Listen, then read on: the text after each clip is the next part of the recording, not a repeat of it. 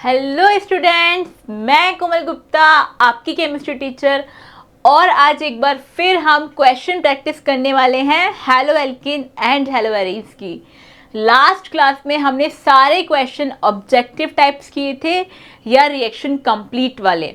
आज की क्लास में कुछ क्वेश्चन हम थ्योरेटिकल भी करने वाले हैं कि थ्योरी बेस्ड क्वेश्चन अगर कोई आता है तो हमें कैसे उस क्वेश्चन को सॉल्व करना है और कैसे उसका आंसर हमें अपने वर्ड्स में टाइप करना है।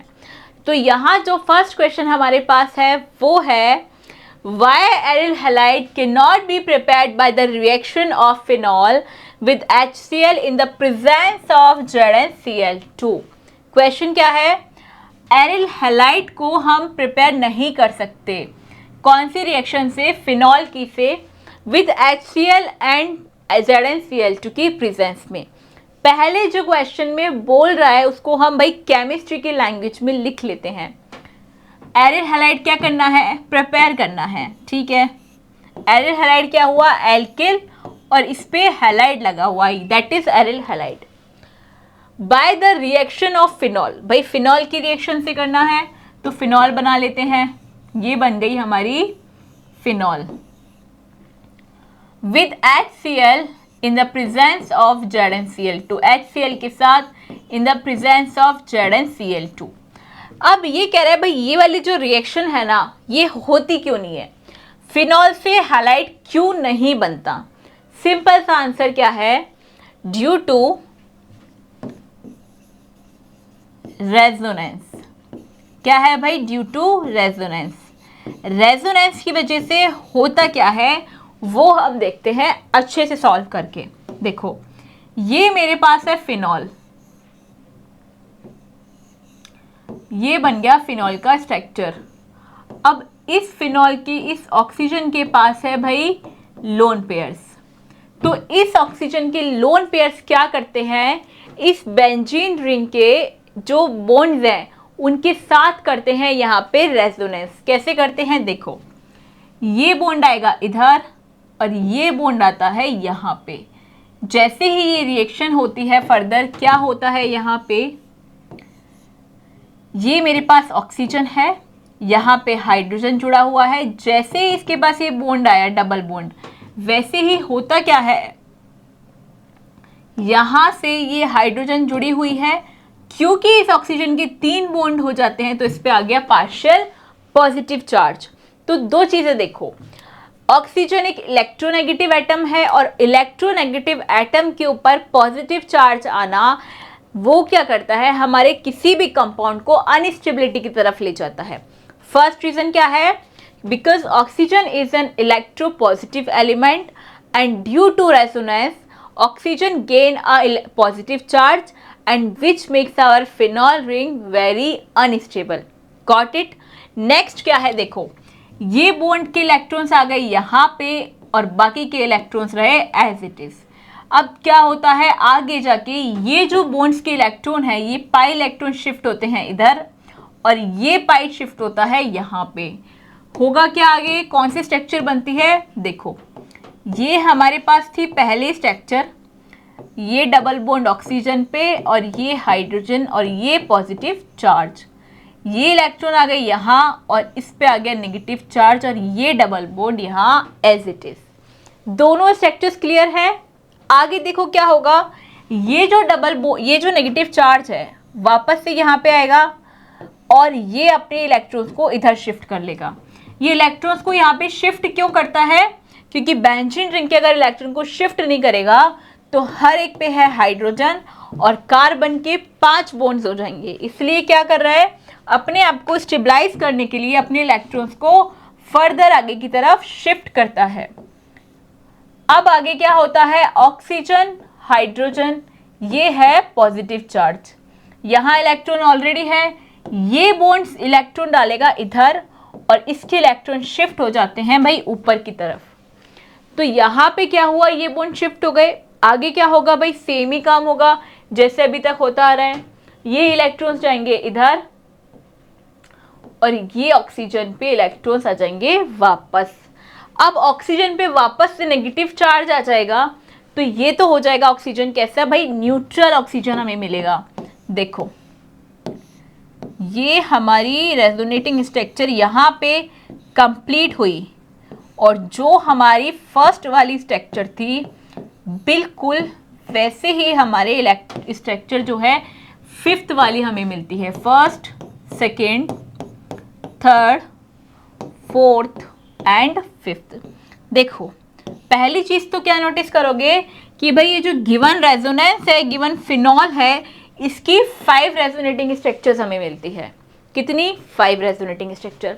दूसरी इंपॉर्टेंट चीज क्या है, यहाँ पे जो पाई बॉन्ड है ये क्या कर रहा है? रेजोनेंस कर रहा है। किसके साथ कर रहा है? ऑक्सीजन के, फिनॉल के पास जो ऑक्सीजन है उसके लोन पेयर्स के साथ। Got it? अब ये जो लोन पेयर के साथ जैसे ही ये अपने इलेक्ट्रॉन डोनेट करता है वैसे ही ऑक्सीजन के पास डबल बॉन्ड कैरेक्टर आ जाते हैं। अभी जो डबल बॉन्ड आ गया इसको तोड़ना हो गया है इम्पॉसिबल। किसके लिए इम्पॉसिबल हो गया? HCl के लिए या फिर ZnCl2 के साथ भी, क्योंकि HCl इतना स्ट्रॉन्ग नहीं है कि वो हमारे ऑक्सीजन के डबल बॉन्ड को तोड़ सके। ठीक है, इसकी वजह से यहाँ पे ड्यू टू रेजोनेंस यहाँ ऑक्सीजन जो है सब्स्टिट्यूट ही नहीं हो पाता हमारे हैलाइड से, and that is why phenol is impossible to give the halide products. अब मैं इसको लैंग्वेज में आपको लिखवा देती हूँ। क्या लिखना है आपको लैंग्वेज में? Due to resonance in phenol, CO bond of phenol has some partial double bond character, got it, which strengthen the bond। वो क्या करते हैं? स्ट्रॉन्ग कर देते हैं। सिंगल बॉन्ड से ज़्यादा स्ट्रॉन्ग होता है double bond. So it is difficult to break this CO bond of phenol while the CO bond of alcohol is purely single and weak bond। देखो अल्कोहल भी ये होता है हमारे पास, एलिफैटिक अल्कोहल की अगर हम बात करें तो यहाँ सिंगल होता है, तो सीधी सी बात है यहाँ पे इस अल्कोहल को इजीली हम सब्स्टिट्यूट करके हैलाइड्स फॉर्म कर लेते हैं। पर फिनॉल में हमने अभी देखा है एकदम प्रैक्टिकली कि बिकॉज ऑफ रेजोनेंस यहाँ पे पार्शियल डबल बॉन्ड आ गए। अब डबल बॉन्ड को तोड़ना हो गया मुश्किल हैलाइड्स के लिए, and that is why phenol do not gives the reaction of halides. Clear है? आगे क्वेश्चन देखते हैं। Draw the structure of major mono halo products in each of the following reaction. वापस से आपको क्या करना है? रिएक्शंस कंप्लीट करनी है। देखो ऐसे वाले रिएक्शंस जो है ना, ऐसे क्वेश्चंस हर फॉर्मेट में आ सकते हैं। कौन से में आ सकता है? देखो 1 मार्क्स का क्वेश्चन आ सकता है ऑब्जेक्टिव में। अगर उसे 4 मार्क्स का क्वेश्चन देना है तभी भी वो सेम टाइप के क्वेश्चन दे सकता है, 4 रिएक्शन दे देगा। इसका मतलब ऐसे रिएक्शन कंप्लीट करने वाले क्वेश्चन बहुत बहुत इंपॉर्टेंट है। तो फर्स्ट क्वेश्चन क्या है? अल्कोहल है। देखो फिनॉल नहीं है क्योंकि ये बेंजीन रिंग भी नहीं है, इसीलिए क्या है? ये अल्कोहल है।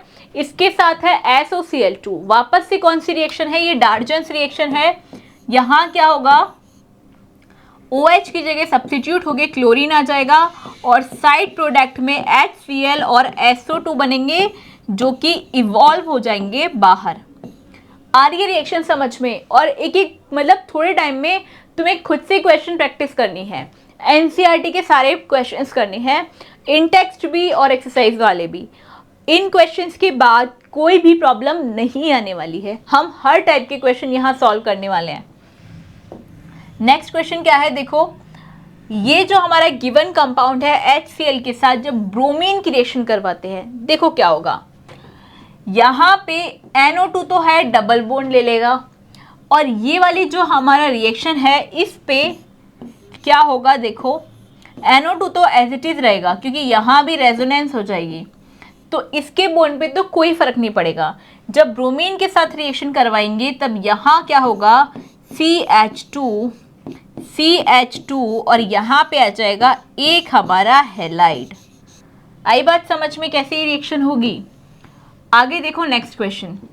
OH और ये जो हमारा गिवन है, देखो अब इसमें ये हो गई हमारी फिनॉल रिंग, इधर वाली जो गिवन है। अगर हम इसको हटा दें तो ये क्या है? अल्कोहल है।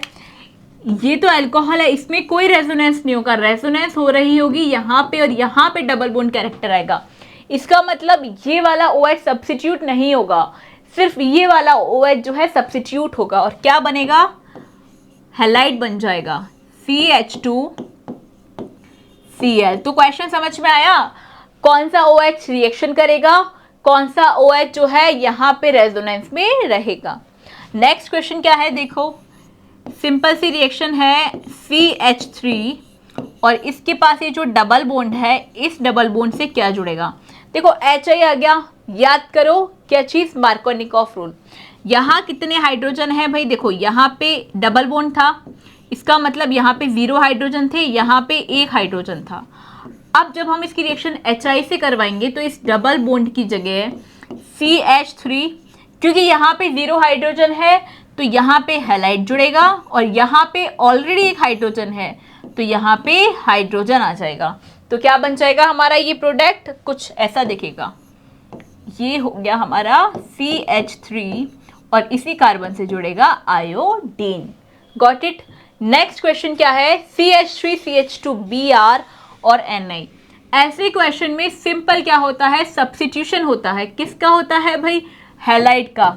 सब्स्टिट्यूट हो जाएगा NaBr और ये एक नेम रिएक्शन है, ये भी आपको अभी चेक करनी है कौन सी नेम रिएक्शन है।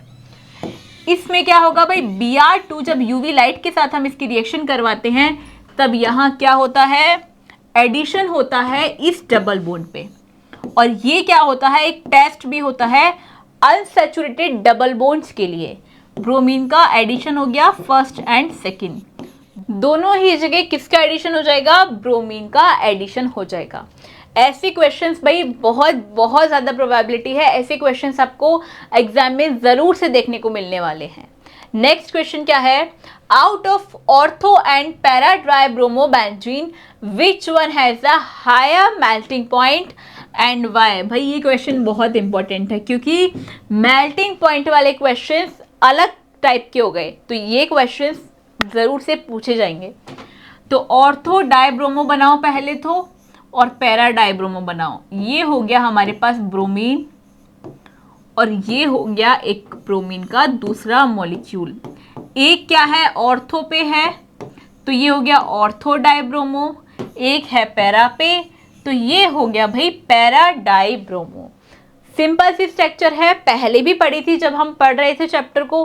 क्या बात है यहाँ पे इंपॉर्टेंट चीज़, पैरा डाइब्रोमो का जो मेल्टिंग पॉइंट होता है वो हाई होता है देन ऑर्थो। ठीक है भाई, आपने बोल दिया, हमने मान लिया पैरा वाले का ज़्यादा होगा ऑर्थो से, पर आप रीज़न बताओ भाई क्यों होगा। क्योंकि पैरा वाले की जो आप स्ट्रक्चर देख पा रहे हो कितनी क्रिस्टल फाइन, मतलब एकदम लैटिस में अरेंज होने वाली स्ट्रक्चर है। लेकिन जो ऑर्थो वाली स्ट्रक्चर है, क्या ये लैटिस में अरेंज हो जाएगी या फिर इसमें कोई बॉन्ड भी नहीं है। इसका मतलब ये परफेक्टली अरेंज होती है किसी एक लैटिस में। परफेक्शन के साथ अरेंज होने की वजह से ये अपना परफेक्ट क्रिस्टल बनाती है और परफेक्ट क्रिस्टल होगा हार्ड और वहाँ बचेगी स्पेस कम, क्योंकि यहाँ पे आ जाएगा एकदम ज्योमेट्री में दूसरा मॉलिक्यूल, तीसरा मॉलिक्यूल और ऐसे ही फर्दर ऐड होते जाएंगे। लेकिन क्योंकि ब्रोमीन एकदम अरेंज नहीं है प्रॉपर ज्योमेट्री में, तो यहाँ पे भाई दूसरे मॉलिक्यूल को आने के लिए इतनी सारी स्पेस बीच में बचेगी। इसकी वजह से ये परफेक्टली क्रिस्टल में फिट नहीं होगा और स्पेस बचेगी कम, तो उसको मेल्ट करना इजी होगा। ये हो जाएगा हार्ड, ज़्यादा हार्ड। यहाँ स्पेस, इंटरमॉलिक्यूलर स्पेस जो है कम बचेगी, तो ये हो जाएगा ज़्यादा हार्ड। इसकी वजह से इसको मेल्ट करने के लिए हमें ज़्यादा अमाउंट ऑफ एनर्जी देनी पड़ेगी and that is why para dibromo benzene has higher melting point than the ortho dibromo benzene.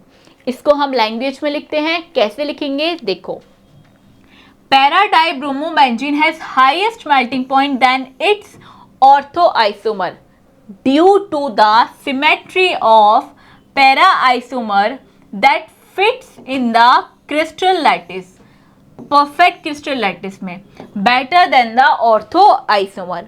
Hence the para isomer has higher melting point than the ortho isomer.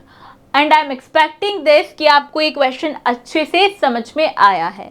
Next question की बात करते हैं, which compound in each of the following pairs will react faster in ascent to reaction with the OH and Y। तो भाई पहली चीज़ तो हम देख लेते हैं SN2 के लिए कौन कौन सी कंडीशंस हमें फेवरेबल होती हैं।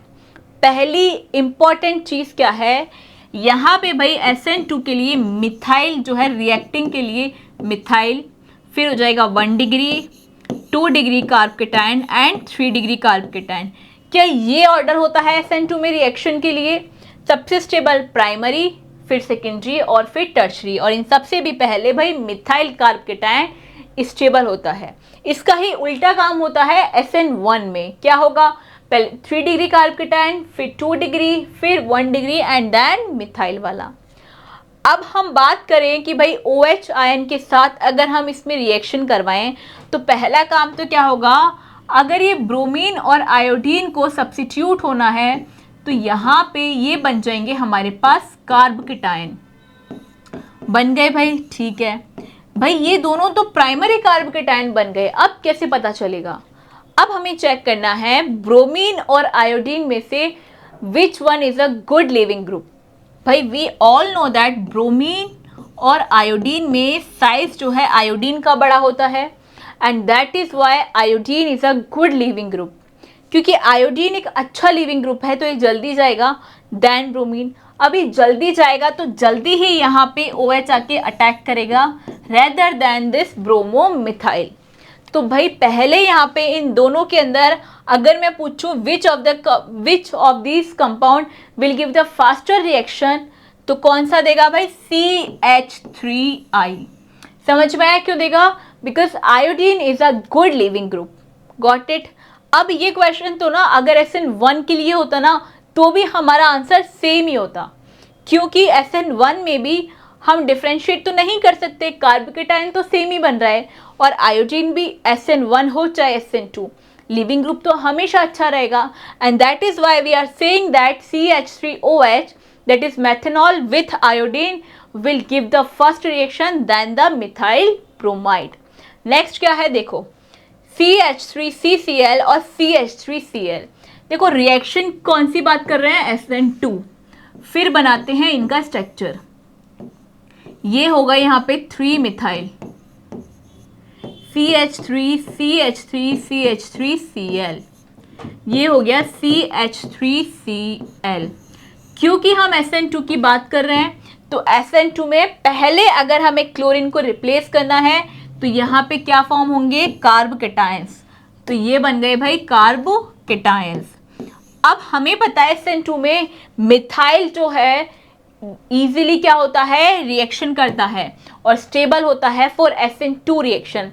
क्योंकि SN2 में जो इंटरमीडिएट बनता है हमारे पास, ये जो इंटरमीडिएट हमारे पास बनता है इसके अंदर लिविंग ग्रुप और अटैकिंग स्पीसीज एक ही कंपाउंड में हो रही होती है, इसलिए वो जितना ज़्यादा वैकेंट स्पेस उसके पास होगा उतना ही जल्दी अटैक करेगा। And that is why we said कि यहाँ पे क्या होता है भाई, यहाँ पे जितना फ्री हमारा क्या होना चाहिए मॉलिक्यूल होगा उतना ही जल्दी हमारा अटैकिंग स्पीसीज अटैक करेगा। अब देखो ना मिथाइल वाली में तो थोड़ी सी स्पीसीज खाली है, जैसे यहाँ पे तो हमारा क्या लग रहा है? लिविंग ग्रुप, ठीक है, और यहाँ हमारे ऑलरेडी इतने बड़े बड़े मिथाइल लगे हुए हैं, CH3 CH3 CH3। तो भाई आने वाले स्पीसीज को जिसको अटैक करना है उसके पास स्पेस ही नहीं बचा, उसके पास स्पेस ही नहीं है, तो वो आने में टाइम लगाएगा, और आने में टाइम लगाएगा तो ये जाने में टाइम लगाएगा। इसीलिए यहाँ 1 डिग्री पहले मिथाइल, फिर 1 degree 2 degree and 3 degree species attack करती हैं। तो यहाँ कौन सा आंसर हो जाएगा भाई? Chloromethyl will give the reaction first then trimethyl chloro molecule. Clear है? नेक्स्ट क्या है हमारे पास? Which one use, right one use for each of the following compound. DDT क्या नेम है इसका पूरा? Dichloro dimethyl trichloroethane. किस लिए यूज होता है? पावरफुल इंसेक्टिसाइड के लिए। ऐसे क्वेश्चंस भी आ सकते हैं। आयोडोफॉर्म किसके लिए यूज होता है? As an antiseptic. आयोडोफॉर्म का फॉर्मूला क्या होता है? CHI3। किस लिए यूज करते हैं? एज ए एंटीसेप्टिक हम इसको यूज करते हैं। नेक्स्ट देखो, give reasons for the following compound. Alkyl halide तो polar are immiscible with water. क्या कह रहा है? एल्किल हैलाइड्स तो पोलर होते हैं फिर भी वाटर के साथ सोल्यूबल नहीं होते, जबकि हमारे पास तो थ्योरी क्या है भाई? लाइक डिजॉल्व्स लाइक, कौन सी थ्योरी है? लाइक डिजॉल्व लाइक, इसका मतलब तो ये होना चाहिए ना, क्योंकि हमारा जो एल्किल हैलाइड है R और X ये एक पोलर मॉलिक्यूल है, और हमारा जो वाटर है ये भी एक पोलर मॉलिक्यूल है। But the question is that कि ये जो वाटर मॉलिक्यूल है इसके अंदर ये एल्किल हैलाइड हमारा डिसॉल्व क्यों नहीं हो सकता? तो आंसर सुनो, जैसे एल्किल हैलाइड का हम स्ट्रक्चर बनाते हैं, पहले कौन सा स्ट्रक्चर बनेगा? देखो, एक तो इसमें ये हमने बना लिया एलिफैटिक या साइक्लिक वाला, और दूसरा हम बना लेते हैं एक बेंजीन के साथ एरिल हैलाइड। तो ये जो हमने एग्जाम्पल बनाया है इसके अंदर क्या चीज़ है? देखो, यहाँ जो HX बॉन्ड, ये जो हमारा बॉन्ड है, इसको ये जितना एनर्जी से टूटता है इसके पास उतनी ही एनर्जी नहीं होती इस बॉन्ड को तोड़ने के लिए, क्योंकि ये बहुत स्ट्रॉन्ग बॉन्ड होता है। अगर वो इतनी एनर्जी दे ही नहीं पाएगा वाटर मॉलिक्यूल की एनर्जी को ब्रेक करने के लिए, तो क्या ये ऑक्सीजन OH जो है जुड़ पाएगा? क्या ये उनके साथ बॉन्ड बना पाएगा? नहीं, क्योंकि ऑलरेडी कार्बन अपने फुल वैलेंसी इसमें है, वो इस बॉन्ड को तो तोड़ चुका है, लेकिन उसके पास इतने अमाउंट ऑफ एनर्जी है ही नहीं कि वो फर्दर जाके इस बॉन्ड को तोड़ दे और यहाँ पे रिएक्शन कर ले। And that is why alkyl halides are immiscible with water. ऐसे क्वेश्चंस भाई 2 मार्क्स में विथ रीजंस इजीली पूछे जाने वाले हैं। Got it? नेक्स्ट क्वेश्चन देखो, dipole moment of chlorobenzene is lower than that of the cyclohexyl chloride. Reason देना है। देखो, पहले बनाएंगे क्लोरोबेंजीन, ये बन गया क्लोरोबेंजीन। अब क्वेश्चन क्या है? Is lower then the cyclohexyl chloride. भाई इसका डाइपोल मोमेंट इससे कम होता है। क्यों होता है? सुनो, क्योंकि क्लोरोबेंजीन के पास क्या होता है? देखो, डाइपोल तो इन दोनों के पास है, क्योंकि यहाँ भी कार्बन है और यहाँ भी हैलोजन है, तो जितना इलेक्ट्रोनेगेटिविटी इस क्लोरीन की है उतनी ही इसकी है, जितनी इलेक्ट्रोनेगेटिविटी इस कार्बन की है उतनी ही इलेक्ट्रोनेगेटिविटी भाई इस कार्बन की है। और डाइपोल कहाँ जनरेट हो रहा है इन दोनों में? भाई डाइपोल भी सेम कार्बन पे जनरेट हो रहा है, इतना हमें पता है। पर अब बात क्या है कि इसका डाइपोल मोमेंट कम क्यों होता है इसके डाइपोल मोमेंट से? सुनो, वहाँ क्या है भाई, लोन पेयर आ जाएंगे, और लोन पेयर की वजह से यहाँ हो जाएगी रेजोनेंस शुरू। अब रेजोनेंस की वजह से इसके पास पार्शियल डबल बॉन्ड आ गए। अब डबल बॉन्ड आ गए तो भाई इस बॉन्ड में एनर्जी जो है डिस्ट्रीब्यूट हो गई, और इसको तोड़ना भी उतना आसान नहीं है। जबकि यहाँ पे क्या है, कोई डबल बॉन्ड नहीं है, एनर्जी इन दोनों के बीच में ही रहेगी, एनर्जी डिस्ट्रीब्यूशन नहीं होगा, और इस बॉन्ड को तोड़ना भी हमारे लिए क्या है, ईजी है। And that is why the dipole moment of cyclohexyl chlorine वाले का ज़्यादा होगा कंपैरेटिव टू किसके भाई, क्लोरोबेंजीन के। बहुत सिंपल है। नेक्स्ट क्वेश्चन देखो, normal butyl bromide has higher boiling point than tertiary butyl bromide. पहले बनाएंगे नॉर्मल ब्यूटाइल ब्रोमाइड, ये बन गया नॉर्मल ब्यूटाइल ब्रोमाइड। इसका बॉइलिंग पॉइंट जो है वो हायर होता है, किससे होता है, टर्शरी ब्यूटाइल ब्रोमाइड से। ये है हमारे पास टर्शरी ब्यूटाइल ब्रोमाइड। अब देखो, टर्शरी ब्यूटाइल ब्रोमाइड का बॉइलिंग पॉइंट इससे कम क्यों हुआ? ये हम जब बॉइलिंग पॉइंट पढ़ते थे तब हम हर बात ये बात कर रहे थे कि भाई जब ब्रांचिंग होती है तो ब्रांचिंग की वजह से स्ट्रक्चर देखो कितना बड़ा है यहाँ पे, है ना, इतने बड़े से स्ट्रक्चर हमारा इतना सा हो गया। तो इस ब्रांचिंग की वजह से क्या हुआ भाई, यहाँ छोटा सा मॉलिक्यूल मिल गया। अब इस छोटे से मॉलिक्यूल को बॉयल करना इजी है comparative to this size of molecule, and that is why due to branching यहाँ पे क्या होगा, इसका बॉइलिंग पॉइंट कम होगा, और नॉर्मल ब्रोमोब्रोमाइड का, नॉर्मल ब्रोमोब्यूटाइल का बॉइलिंग पॉइंट ज़्यादा होगा। नेक्स्ट क्वेश्चन क्या है, विच out of which is more reactive towards SN1 reaction. अब SN1 रिएक्शन में एक डिग्री ऑफ कार्बन देखो, 3 degree carbocation, 2 degree carbocation, 1 degree carbocation and methyl carbocation.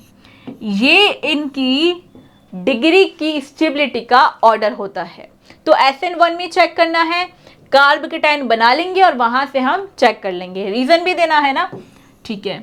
CH3 CH2Cl और ये हो गया CH3। देखो यहां से इस क्लोरीन को भेजेंगे तो ये बनेगा कार्ब केटायन, सेकेंड कंपाउंड में से CH3 और इसको भेजेंगे तो ये बनेगा कार्ब केटायन, ठीक है, इतनी बात क्लियर। अब हम डिग्री ऑफ कार्बन चेक कर लेते हैं। अगर डिग्री ऑफ कार्बन सेम आएगी तो फर्दर किसी और स्टेप पे जाएंगे। तो यहाँ पे देखो डिग्री ऑफ कार्बन क्या है, ये जो कार्ब केटायन है ये सिर्फ एक कार्बन से जुड़ा हुआ है, तो इसका डिग्री कितना हो जाएगा 1 डिग्री। ये जो डिग्री है, ये जो कार्ब केटायन है, ये और कितने कार्बन से जुड़ा हुआ है 1 और 2, मतलब ये 2 डिग्री कार्ब केटायन है। तो भाई ये बात तो हम जानते हैं, इन SN1 reaction 2 degree carb cation is more stable than the 1 degree carb cation, and that is why this product is more reactive towards SN1 than this product. Clear है? Next question देखते हैं. Which would undergo the SN2 reaction faster in the following pair and why?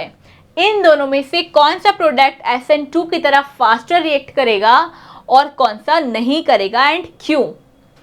तो भाई यहाँ पे degrees बनाएंगे, पहला काम यही होता है SN1 और SN2 के अंदर। ये हमने बना ली डिग्री, 1 डिग्री आया, ये हमने बना ली डिग्री, भाई ये भी 1 डिग्री आया।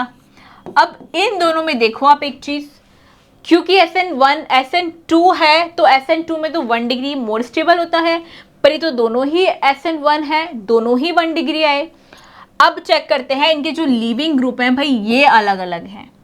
आयोडीन जो है गुड लीविंग ग्रुप है, तो आयोडीन पहले रिमूव होगा, पहले जाएगा, तो ये रिएक्शन पहले OH इस पर अटैक करेगा, तो ये रिएक्शन होगी फास्टर देन फर्स्ट वन। ये है अगर हमारा फर्स्ट है और ये सेकंड है, तो second product will react fast than first product because second product is attach with a good leaving group and that is iodine.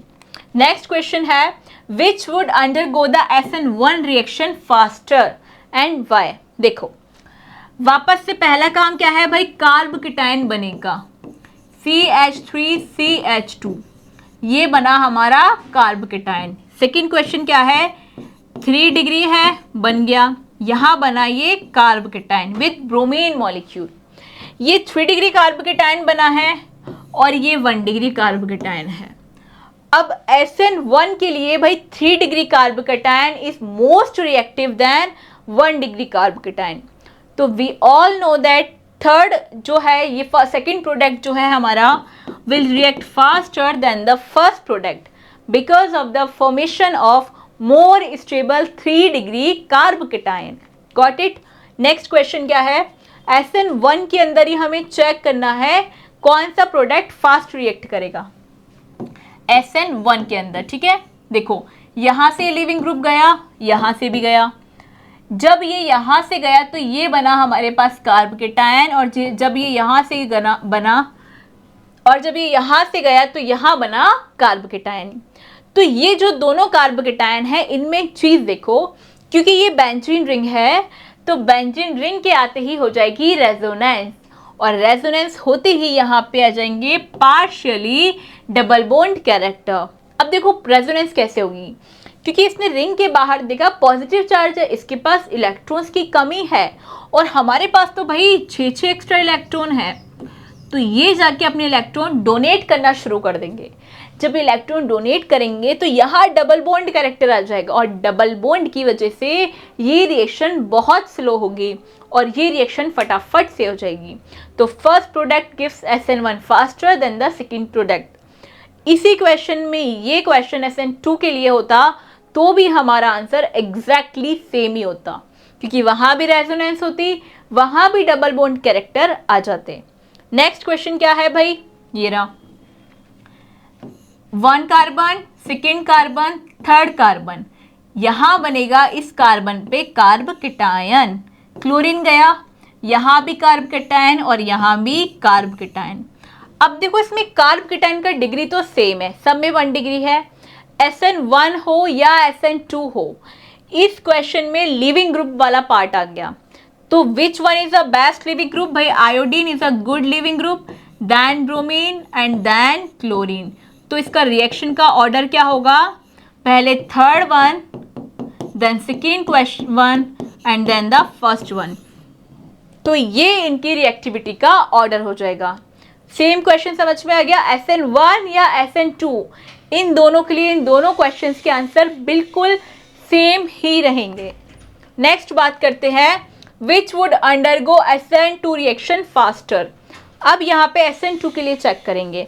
देखो, यहाँ से आयोडीन गया, यहाँ से क्लोरीन गया, ये कार्बोकेटायन यहाँ बनेगा और ये कार्बोकेटायन यहाँ बनेगा। तो वापस से लिविंग ग्रुप का क्वेश्चन है, तो first will react faster than the second one, क्योंकि यहाँ पे मिला है good leaving group and that is iodine, and यहाँ पे है क्लोरीन जो कि उतना अच्छा लिविंग ग्रुप नहीं है in the comparison of iodine. Next question क्या है भाई? SN2 के लिए हम चेक कर रहे हैं। तो यहाँ बनेगा ये कार्बोकेटायन, ये गया, यहाँ बनेगा ये कार्बोकेटायन। तो क्योंकि we all know that in the SN2 reaction 1 degree is more stable than 2 degree than 3 degree. तो भाई 1 डिग्री है, मोर स्टेबल होगा, SN2 के फेवर में होगा, तो second will react faster than the first product. Same question हमने SN1 के लिए किया, आंसर उल्टा हो गया क्योंकि वहाँ पे 3 डिग्री ज़्यादा स्टेबल होता है in the comparison of 1 degree carbocation. Next question क्या है? सेम क्वेश्चन आ गया। देखो, इस बार लिविंग ग्रुप सेम है, तो मतलब क्वेश्चन किसका है भाई? कार्बन की डिग्री का। ये हुआ यहाँ से लिविंग ग्रुप गायब। तो यहाँ से जब ये लिविंग ग्रुप गया तो ये कार्बोकेटायन हमारे पास बने। ये कार्बोकेटायन कितने कार्बन से जुड़ा है? 1 डिग्री कार्बोकेटायन से, और ये कितने से जुड़ा है भाई? 2 से जुड़ा हुआ है। तो ये हो गया 2 डिग्री कार्बोकेटायन। हमें किसके लिए देखना है? SN2 के लिए। तो SN2 के लिए 1 degree carbocation is more favourable than the 2 degree carbocation. तो ये रिएक्शन किसके फेवर में जाएगी? First will react faster than the second product. हमने इतने सारे क्वेश्चंस देखे हैं, किसके लिए भाई? सारे क्वेश्चंस हमारे SN1 और SN2 की रिएक्टिविटी के लिए हैं। रिएक्टिविटी का समझ में आ गया, और साथ ही साथ यहाँ पे देखो SN1 और SN2 दोनों रिएक्शन का हमें रिवीजन भी हो गया। नेक्स्ट क्वेश्चन देखते हैं, why haloarenes are not reactive towards nucleophilic substitution reaction, give reason. देखो, ये जो हमारी क्या है? हैलोअरीन है, और ये क्या है हमारी? बस हैलोअरीन्स के लिए पूछा है इसने, why haloarenes are not reactive towards nucleophilic substitution reaction. वापस से सेम ही काम करना है, एक और बार कर लेते हैं। बिकॉज इन द हैलोअरीन्स यहाँ पे क्या होता है? Resonance, and due to resonance यहाँ आ जाएंगे partially double bond character, and because of this partial double bond character we don't have that much amount of energy so that this bond will get break। और अगर ये bond break नहीं होगा तो भाई आगे हम इसको सब्स्टिट्यूट ही नहीं करेंगे, and that is why haloarenes are not favourable in the case of nucleophilic substitution reaction, either it's SN1 reaction और either it's SN2 reaction. Got it? Due to the resonance. Resonance structure बनाना हमने already सीख लिया, ठीक है। अब हम यहाँ से आगे के क्वेश्चन नेक्स्ट क्लास में करेंगे। तब तक के लिए इतने सारे क्वेश्चन अच्छे से प्रैक्टिस करना है, और यहाँ तक की क्वेश्चन प्रैक्टिस आपको करनी है NCERT बुक से, और आपको फिर देखना है भाई अपन ने कितना सारा कुछ सीख लिया। तब तक के लिए पढ़ते रहिए। Thank you.